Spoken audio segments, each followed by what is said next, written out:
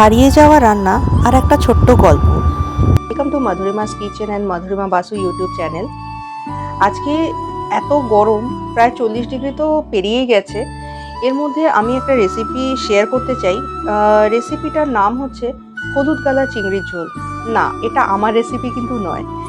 আপনারা অনেকেই জানেন, একটা বইয়ের নাম হয়তো শুনেছেন। এটা হলো সেই বইটা, ইন্দুবালা ভাতের হোটেল। এখানে এই রেসিপিটা রয়েছে ইন্দুবালা দেবীর ঠাকুমা জ্যোৎস্নাময়ী দেবী, তার রেসিপি। তো আমি রেসিপিটা যেরকম আছে সেরকম আমি পড়ছি।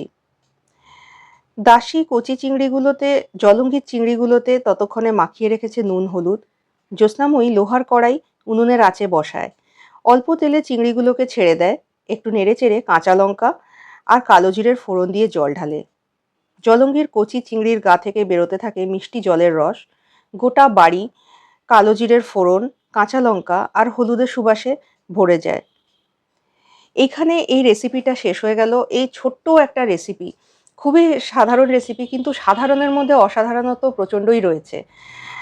ইন্দুবালা দেবী, কয়েক বছর পরে যখন আমরা গল্পের বইটা পড়ি, দেখা যায় ইন্দুবালা দেবী তার ভাতের হোটেলে নস্টালজিয়ায় থেকে এই রেসিপিটা তার ভাতের হোটেলে যারা কাস্টমার আসছে তাদের জন্য রেসিপিটা বানায়।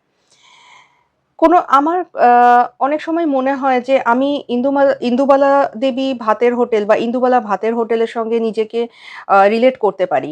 তো ওই জন্য আমার মনে হলো যে এই রেসিপিটা আমি শেয়ার করতে পারি। আসলে আমি বাজারে যখন গেছিলাম, তখন এই গরমের মধ্যেও এইরকম চিংড়ি, জ্যান্ত চিংড়ি, ছোট ছোট চিংড়ি দেখে আমার মনে হয়েছিল যে কীরকম হয়, রেসিপিটা আমার মাথায় ঘুরছিল। তো মনে হচ্ছিল যে এই রেসিপিটা করলে কীরকম হয়, যেমন ভাবা তেমন কাজ, আমি রেসিপিটা তো করে ফেললাম। আর আমি অনেক আগে একটা ছোট লোহার কড়াই কিনেছিলাম, যে বিভিন্ন হারিয়ে যাওয়া রেসিপি বা ট্র্যাডিশনাল রেসিপি কোনোদিন চেষ্টা করব বলে। তো এই রেসিপিটাই আমি শুরু করলাম ওই ছোট্ট লোহার কড়াইতে। হ্যাঁ, উনুনে আমি করতে পারিনি, কারণ উনুন তো এখন সবার বাড়িতে থাকে না। আমি গ্যাসেই করে নিয়েছিলাম। আর সত্যি বলতে কি, রেসিপিটা ভীষণই ভালো হয়েছিল। এই গরমের মধ্যে যাদের এই চিংড়ি মালাইকারি বা চিংড়ির এত কিছু খেতে তো ভালো লাগে না, খুব হালকা একটা কিছু খেতে ইচ্ছা করে, তো তার জন্য হলুদ কালার চিংড়ির ঝোল আমার তো মনে হয়েছে একদম পারফেক্ট। তাহলে দেরি না করে এই রেসিপিটা আমি শেয়ার করে দিচ্ছি। আপনারা এটা ট্রাই করুন, বাড়িতে ট্রাই করুন। আর অবশ্যই ভুলবেন না যে পাতে যেন গন্ধলেবুটা থাকে। গন্ধলেবু, ভাত আর হলুদ কালার চিংড়ির ঝোল, ব্যাস, আর কিছু তো চাই না। আর আমি অনেক ছোট ছোট চিংড়ি ব্যবহার করেছি। আপনারা চাইলে এর থেকে একটু বড় ব্যবহার করতে পারেন। জলঙ্গি চিংড়ির স্বাদ তো আমরা আর পাবো না। তো দুধের স্বাদ ঘোলে মেটানোর মতনই যতটা আমরা পেরেছি, যেইটুকু আমি পেরেছি, আমি আপনাদেরকে দেখানোর এটা চেষ্টা করেছি রেসিপিটা। আশা করছি আপনাদেরও, আমার যেরকম ভালো লেগেছিল আপনাদেরও ভালো লাগবে। রান্নাটা শুরু করে দেব। তো রান্না শুরু করার আগে দেখতে হবে যে কি কি আমাদের লাগছে। এত ছোট চিংড়ি মাছ এই রান্নাটার জন্যই লাগছে। আমি সাধারণত এত ছোট চিংড়ি মাছ আমি ব্যবহার করি না। আমি চিংড়ি মাছগুলোকে ভালো করে কেটে নিয়েছি। এই যে এখান থেকে যেটা গিঁটটা বলা হয়, কালো শিরাটা ফেলে দিয়েছি, মাথাটা রেখেছি আর লেজাটা রেখেছি। অনেকে লেজাটা পছন্দ করেন না, তো সেটা চাইলে বাদ দিতে পারেন, বা এর থেকে একটু বড় চিংড়িও নিতে পারেন। কিন্তু দেখেছিলেন যে আমার চিংড়িগুলো একদম জ্যান্ত ছিল। তো ভাবলাম এই রেসিপিটা যখন করবই, তো তাহলে এই টাটকা এরকম বড় না আর কি, জ্যান্ত চিংড়ি দিয়ে করাই ভালো। আর তার সঙ্গে আর কি কি লাগছে, এখানে রয়েছে সর্ষের তেল। অবশ্যই এতটা সর্ষের তেল আমি ব্যবহার করব না। আর তার সঙ্গে চিনি আর চেরা কাঁচা লঙ্কা। আমি লাল লঙ্কা ব্যবহার করেছি, আমার গাছে এটা হয়েছিল লাল লঙ্কাটা। এটা যারা বেশি ঝাল খান তারা 3-4টে দিতে পারেন। আর এখানে হলুদ আছে, নুন আছে, আর রয়েছে কালো জিরা। বেশি কিছু জিনিস তো লাগবে না। হলুদ গালা চিংড়ি, যেটা আমি বলেছিলাম, যেইভাবে বইটিতে লেখা ছিল আমি ঠিক সেরকমভাবেই আমি করছি বা করার চেষ্টা করছি।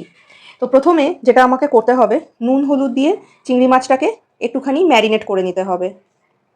নুনটা আমি অল্পই দিলাম, বেশি নুন দিচ্ছি না, কারণ পরে হয়তো নুন লাগতে পারে, সেটা আমাকে দেখে নিতে হবে। হাত দিয়ে মাখানোটাই সবথেকে ভালো, আমি পছন্দ করি হাত দিয়ে মাখানো। তো এখানে চিংড়ি মাছটাকে আমি নুন হলুদ দিয়ে মাখিয়ে রাখছি। আর সম্পূর্ণ রান্নাটা আমি করব লোহার কড়াইতে। যদি আপনাদের লোহার কড়াই না থাকে, যেই কড়াই আছে সেটাতেই করতে পারেন, কিন্তু আমার মনে হয়েছিল যে একটু লোহার কড়াইতে করলে কীরকম হয়। তো তাহলে এটা মাখিয়ে আমি 5 মিনিট রাখবো। এবার রান্নাটা শুরু করে দেব। সরাসরি চলে আসছি রান্নাটাতে। এবার এই যে লোহার কড়াইটা দেখছেন, আমি লোহার কড়াইটা একটু গরম করে নিচ্ছি। লোহার কড়াইটা আমার কিন্তু ছিল না, ছোট্ট একটা লোহার কড়াই আমি কিনে নিয়েছি, কারণ আমার মনে হয়েছিল, আমার খুব ইচ্ছে ছিল যে লোহার কড়াইতে কোনো রান্না করি। তো এই রান্নাটা আমার এত ভালো লেগেছে, এত সুন্দর, মানে পড়ে যেটা আমি বলি যে আমার চোখের সামনে ভেসে ওঠে। তো সেই কারণে আমি চলে গেছিলাম গড়িয়াহাটে এই ছোট্ট লোহার কড়াইটা কিনে নেওয়ার জন্য। সর্ষের তেলটা গরম করছি। লোহার কড়াইতে এর আগেও আমি রান্না করেছি। আম সুতরাং একটুখানি তাড়াতাড়ি লোহার কড়াইতে রান্নাটা করতে হয়। এবার বইতে যেরকম ছিল, আমি প্রথমে চিংড়ি মাছগুলোকে দিয়ে দিচ্ছি। এটাকে ভেজে নিতে হবে। আর আঁচটা কিন্তু মিডিয়াম লো করা রয়েছে। বেশি আমি আঁচ এখানে যাতে না হয়, তাহলে পুড়ে যেতে পারে, বা চিংড়ি মাছ বেশি তো ভাজা উচিত নয়। তাহলে প্রথমে আমরা যেটা করছি, হ্যাঁ অবশ্যই একটা ছোট এই খুন্তি টাইপের জিনিসটা আমি কিনে নিয়েছি। আর লোহার কড়াই কিন্তু খুব তাড়াতাড়ি গরম হয়ে যায়, এটাও একটা ব্যাপার। রান্নাও যেরকম তাড়াতাড়ি হয়, তো একটা কাপড় দিয়ে আমাকে ধরতে হবে। চিংড়ি মাছগুলোকে প্রথমে ভেজে নিতে হবে, একটু কমলা কমলা মতন হবে সেরকম আমি ভেজে নেব। খুব তাড়াতাড়ি রান্নাটা কিন্তু হয়ে যাবে। নস্টালজিয়া একটা ব্যাপার তো থাকেই। চিংড়ি মাছটা ভাজা হচ্ছে। এবার এর মধ্যেই আমি দেব কাঁচা লঙ্কা এবং অল্প একটু কালো জিরা ফোড়ন।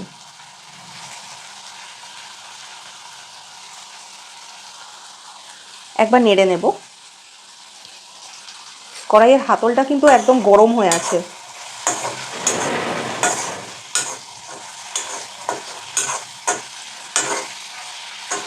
গন্ধটা সত্যি খুব সুন্দর আসছে, খুব সাধারণ কিন্তু খুব সুন্দর গন্ধ।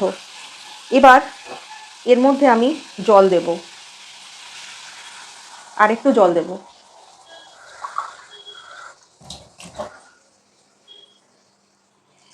আজকে এই রান্নাটার জন্য আমি এই লোহার কড়াই ব্যবহার করছি, মাটির পাত্রগুলো ব্যবহার করার চেষ্টা করছি। যখন আমি পরিবেশন করব বা সার্ভ করব, সেটাও কিন্তু একটু অন্যরকম হবে। তো কিছু কিছু রান্না থাকে, এবার এটাকে আমরা ফুটতে দেব। এখানে একটা খুব সুন্দর না গন্ধ বেরোচ্ছে। আমি যেহেতু এখানে ক্যামেরার এদিকে আছি, আমি গন্ধটা পাচ্ছি। এবার যারা ওই পাশে আছেন তাদেরকে কিন্তু বানিয়ে দেখতে হবে যে গন্ধটা কীরকম। খুব সুন্দর একটা গন্ধ বেরোচ্ছে। আমার মা অনেক সময় যখন অসুস্থ থাকি বা খুব গরম পড়ে, তখন এরকমভাবে বিভিন্ন ধরনের মাছ বানায়, যেরকম কাটা মাছ বা ইলিশ মাছটা মাঝে মধ্যে এরকম হয়ে থাকে। তো এখন আমরা অপেক্ষা করব যে এটা কিন্তু যেটা হলুদ গালা চিংড়ি যেরকম আছে ডেসক্রিপশনে যেরকম লেখা ছিল, ঠিক সেরকমভাবেই আমরা অপেক্ষা করব কতক্ষণে এটা জলের উপর ভেসে ওঠে। ঝোলটা ফুটে উঠছে। আমি একটুখানি টেস্ট নিয়েছিলাম, দেখলাম নুনটা বেশ কম হয়েছে।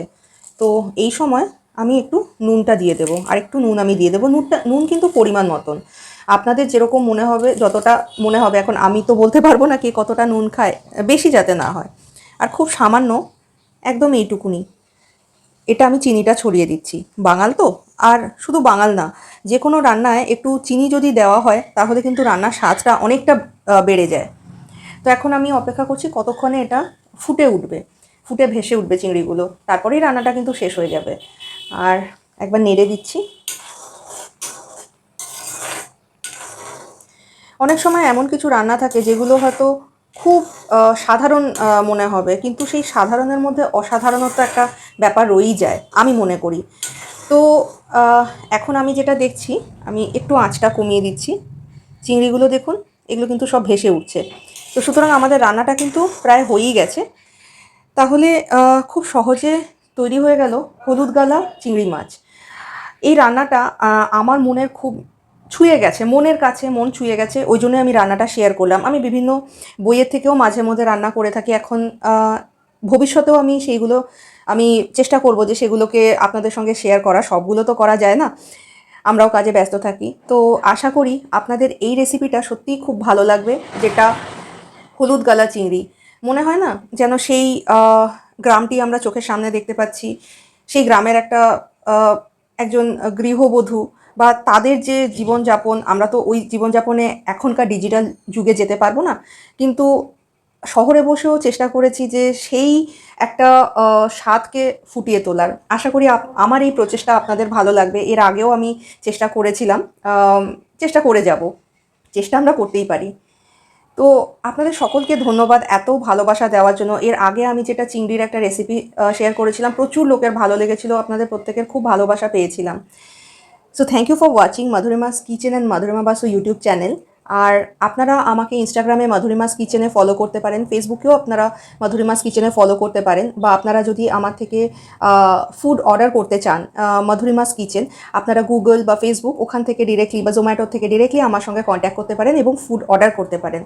তো এই মুহূর্তে আমাদের রান্নাটা হয়ে গেছে, আমি গ্যাসটা অফ করে দেবো। হ্যাঁ, এটার উপর কোনো তেল ছড়ানোর কিন্তু কোনো দরকার নেই, আমি অলরেডি নিজে পাচ্ছি গন্ধটা কত সুন্দর লাগছে। তাহলে আপনারাও এটা রেঁধে ফেলুন আর দেখুন কীরকম লাগে, অবশ্যই আমাকে ফিডব্যাক দিতে কিন্তু ভুলবেন না। এই রান্নাটা শ্যুট করেছিলাম 2024 সালে, কিন্তু এতদিন আপলোড করাই হয়নি। আজকে খুঁজে পেয়ে ভাবলাম এটা সবার সঙ্গে অবশ্যই শেয়ার করা উচিত। কেমন লাগলো আমার 2 বছর আগের রান্না?